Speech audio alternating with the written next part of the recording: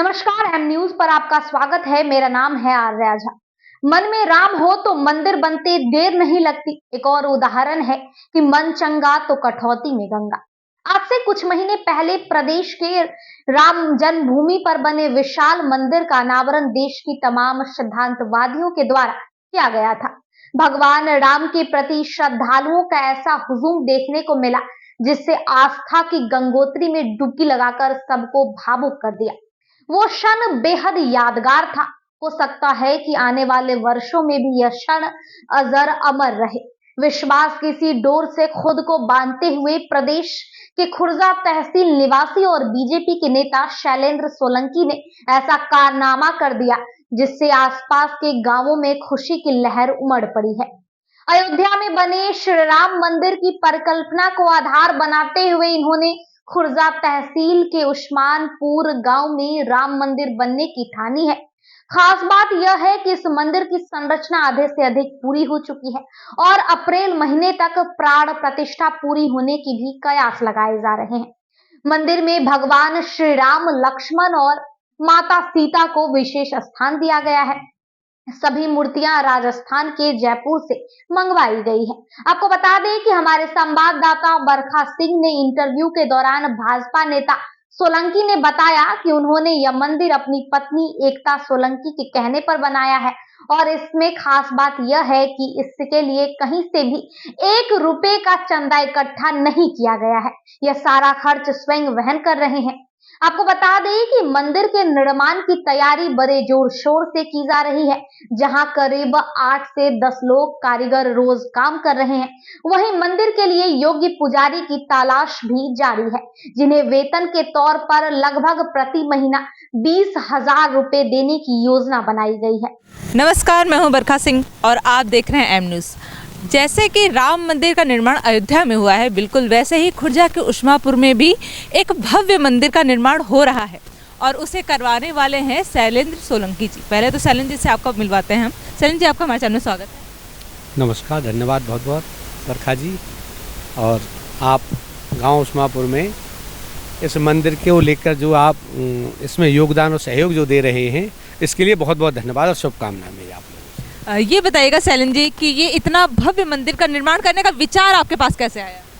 विचार क्या, एक आत्मचिंतन किया। एक दिन भगवान शंकर की, भगवान राम की ऐसी कृपा हुई कि कुछ ऐसी घटना मेरे जीवन में घटी जिसके लिए मैंने परमात्मा को याद किया। अब उनको जब मैंने याद किया तो उन्होंने मेरी उस समस्या का समाधान कर दिया। एक दिन क्या हुआ कि हमारी पत्नी बैठी और हमसे बोली, जो आपने संकल्प लिया था उसमें मेरी पत्नी का बहुत बड़ा योगदान है। एकता सिंह मेरी पत्नी है और पिछली बार जिला पंचायत में एक बार उन्होंने अपना नामांकन किया और कुछ निर्दलीय 100-200 वोटों से वो रह गई थी। लेकिन उसके बाद जब उन्होंने मुझसे कहा कि भगवान शंकर का जो मंदिर है, आप इसको 100 काम छोड़ दो, इसके लिए यदि मेरा खाता भी नील हो जाए तो मुझे उसकी कोई परवाह नहीं है, बस आप इसमें लग जाओ। मैंने उसी दिन संकल्प लिया, मैं भगवान राम जी का जो मंदिर है अयोध्या में तो बनना है, एक उस्मापुर में भी बनेगा। उसी दिन मैंने संकल्प ले लिया और उसको तुरंत उसकी नींव रख कर प्रारंभ कार्य कर दिया। धनपत्नी के बातों पे आए आपकी कैसे कार्य करना है? भाई उनका तो योगदान रहा है, लेकिन कृपा तो भगवान राम की ही रही है। भाई यदि मैं उनसे कोई अपनी समस्या उनके सामने रखी और उन्होंने मेरी उस समस्या को ऐसे उड़ा दिया जैसे धूल के कण गायब हो जाते हैं आंधी के। जैसे राम जी के साथ हमेशा सीता माता रही है, तो वैसे ही आपकी धर्मपत्नी भी आपके साथ? बिल्कुल मेरे साथ है जी, बिल्कुल हमेशा साथ भी है, योगदान भी है उनका पूरा।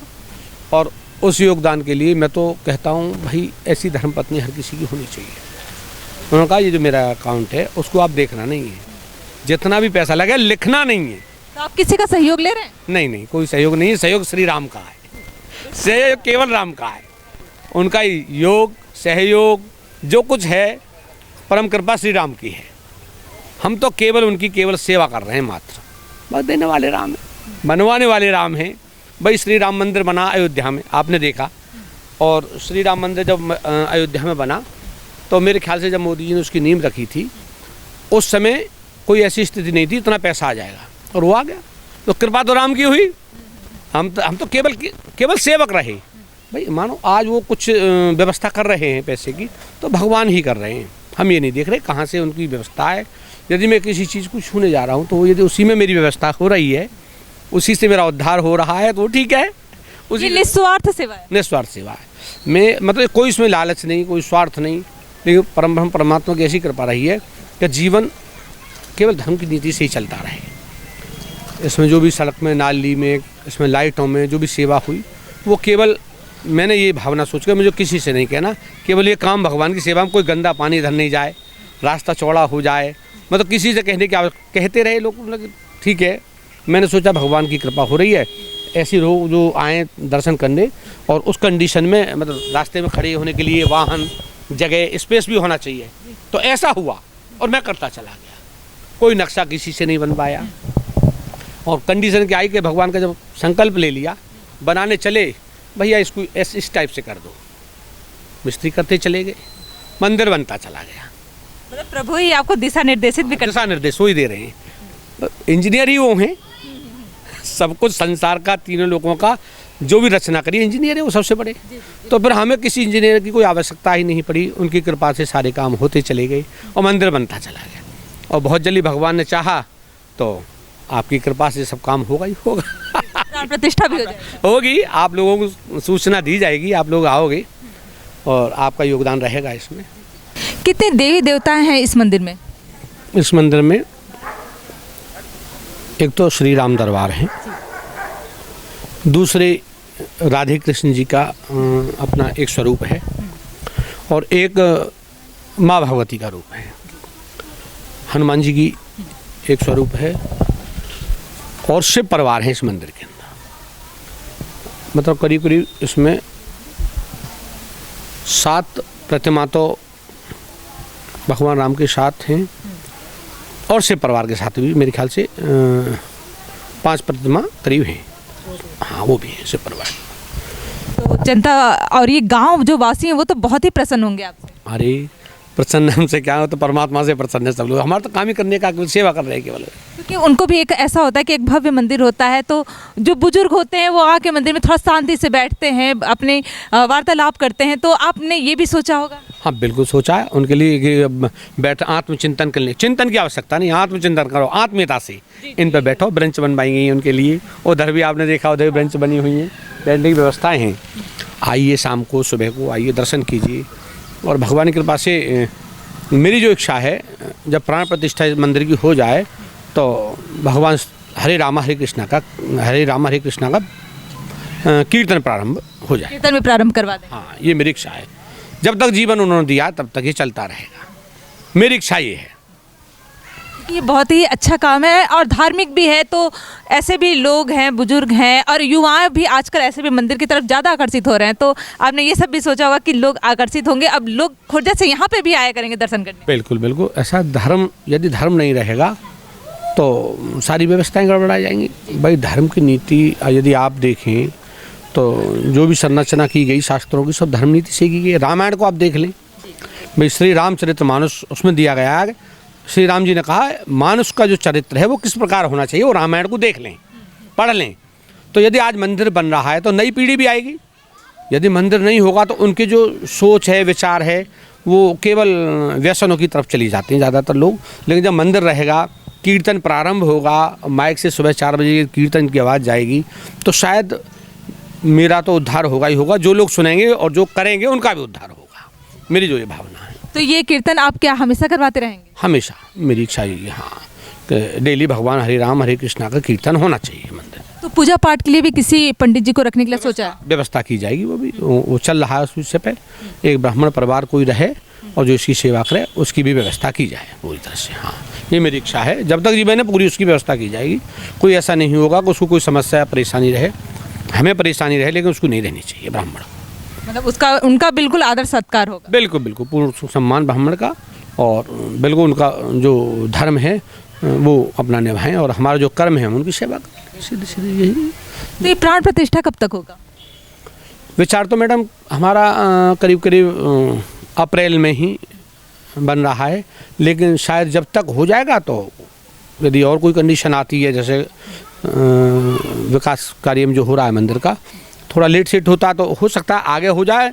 प्रयास तो अप्रैल में ही कराने का मतलब हमारा थोड़ा चल रहा है।